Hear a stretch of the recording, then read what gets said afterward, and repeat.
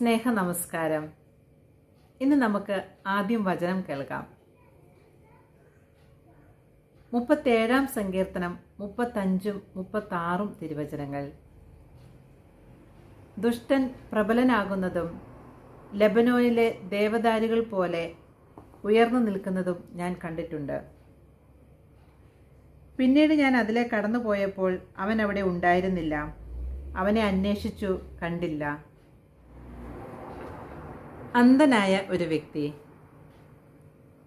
വളരെ നാളത്തെ സുഹൃത്ത് ബന്ധത്തിലൂടെ അല്ലെങ്കിൽ സൗഹൃദത്തിലൂടെ കടന്നുപോയ തൻ്റെ ഒരു പ്രിയപ്പെട്ട കൂട്ടുകാരി.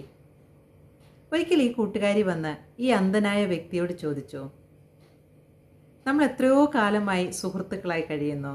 നമ്മൾക്ക് പരസ്പരം നല്ലപോലെ അറിയുകയും ചെയ്യാം. നിനക്ക് എന്നെയും അറിയാം, എനിക്ക് നിന്നെയും അറിയാം. അതുകൊണ്ട് ഞാൻ നിന്നോടൊരു കാര്യം ചോദിക്കുകയാണ്. നമുക്ക് ഒരുമിച്ച് ജീവിച്ചുകൂടെ? നിനക്ക് എന്നെ വിവാഹം ചെയ്തുകൂടെ എന്ന്. ഇത് കേട്ട അന്ധനായ വ്യക്തി ഈ കൂട്ടുകാരിയോട് പറഞ്ഞു, ശരിയാണ് നീ പറഞ്ഞത്. നമ്മൾക്ക് പരസ്പരം അറിയാം. നമ്മൾ ദീർഘകാലമായി സുഹൃത്തുക്കളുമാണ്.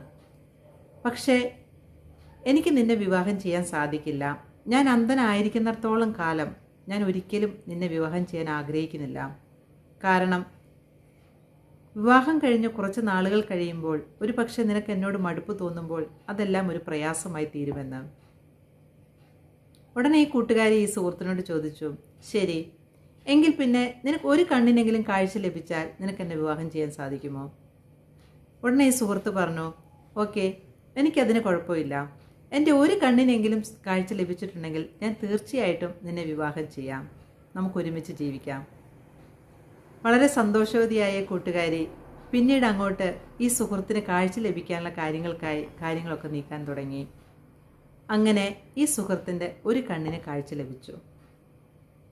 കാഴ്ച ലഭിച്ച ശേഷം ഈ കൂട്ടുകാരി വീണ്ടും ഈ സുഹൃത്തിനോട് ചോദിച്ചു, നിന്റെ ഒരു കണ്ണിന് കാഴ്ച ലഭിച്ചാൽ നീ എന്നെ വിവാഹം ചെയ്യാമെന്ന് പറഞ്ഞില്ലേ? ഇപ്പോൾ നിന്റെ കണ്ണിന് കാഴ്ച ലഭിച്ചല്ലോ. എന്നാൽ പിന്നെ ഇനി നിനക്ക് എന്നെ വിവാഹം ചെയ്തുകൂടെ? സുഹൃത്ത് സമ്മതിച്ചു. അങ്ങനെ രണ്ടുപേരും കൂടി വിവാഹത്തിനുള്ള എല്ലാ കാര്യങ്ങളും ഒരുക്കങ്ങളും ഒക്കെ തുടങ്ങി.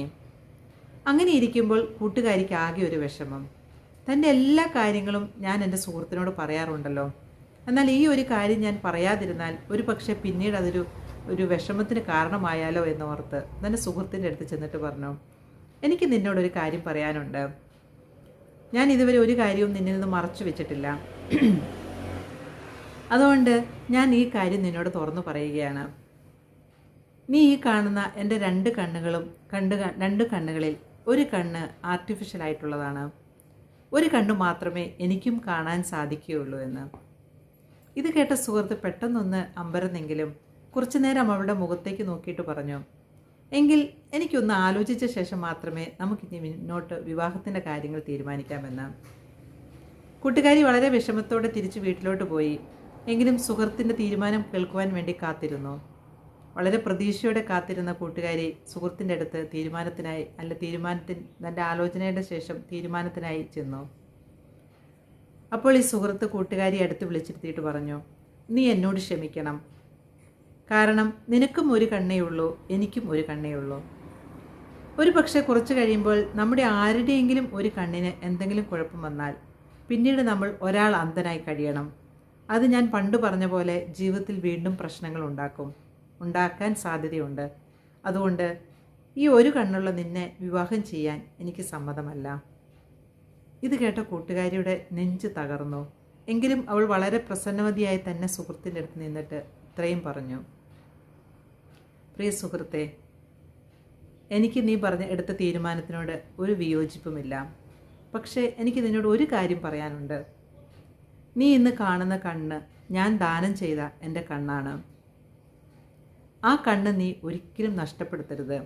അത് വളരെ ശ്രദ്ധയോടെ തന്നെ നീ അതിനെ എല്ലാ കെയറോടും കൂടി തന്നെ നിൻ്റെ കണ്ണ് നീ സംരക്ഷിക്കണം.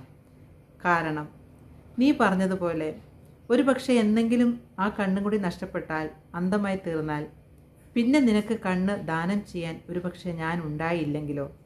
അതുകൊണ്ട് നീ വളരെയേറെ ശ്രദ്ധയോടെ നിൻ്റെ ജീവിതത്തിൽ മുന്നോട്ട് പോകണം. ഇത്രയും പറഞ്ഞുകൊണ്ട് അവൾ ആ സുഹൃത്ത് ബന്ധത്തിൽ നിന്ന് പിന്നോട്ട് മാറിപ്പോവുകയും ചെയ്തു. ഒരു പക്ഷേ ഈ കഥയോട് സാമ്യമുള്ള ധാരാളം കഥകൾ നമ്മൾ കേട്ടിട്ടുണ്ടാകാം. ഈ കഥയിലെ അന്ധന് കാഴ്ച കിട്ടിയപ്പോൾ അവൻ ചെയ്തത് ശരിയാണോ? ഈ കൂട്ടുകാരിയുടെ പ്രവൃത്തി ഉചിതമായോ? എന്നൊക്കെയുള്ള പല ചിന്തകൾ നമ്മുടെ മനസ്സിൽ കൂടെ മിന്നിമറിഞ്ഞിട്ടുണ്ടാവും അല്ലേ? എന്ത് തന്നെയാണേലും ആരുടെ ഭാഗത്താണോ ന്യായം, ആരുടെ ഭാഗത്താണോ ശരി, ഇത് ആത്മാർത്ഥ സുഹൃത്തുക്കളായിരുന്നോ എന്നുള്ള ചോദ്യങ്ങൾക്കെല്ലാം ഉത്തരം നിങ്ങൾ തന്നെ നിങ്ങളുടെ ചിന്തയിൽ നിന്ന് കണ്ടുപിടിക്കട്ടെ എന്ന് വിചാരിച്ചുകൊണ്ട് നിങ്ങൾക്ക് തന്നെ ഒരു വിചിന്തനത്തിനായി ഞാനിത് വിട്ടുതരികയാണ്. ഞാൻ വചനത്തിൽ ആദ്യം പറഞ്ഞതുപോലെ ദുഷ്ടൻ പ്രബലനാകുന്നതും ലെബനോനിലെ ദേവദാരു പോലെ ഉയർന്നു നിൽക്കുന്നതും ഞാൻ കണ്ടിട്ടുണ്ട്. എന്നാൽ പിന്നീട് ഞാൻ അതിലെ പോയപ്പോൾ അവൻ അവിടെ ഉണ്ടായിരുന്നില്ല, അന്വേഷിച്ചു, കണ്ടില്ല. ഇതും നിങ്ങളുടെ ചിന്തയിലേക്ക് ഞാൻ വിട്ടുതരികയാണ്.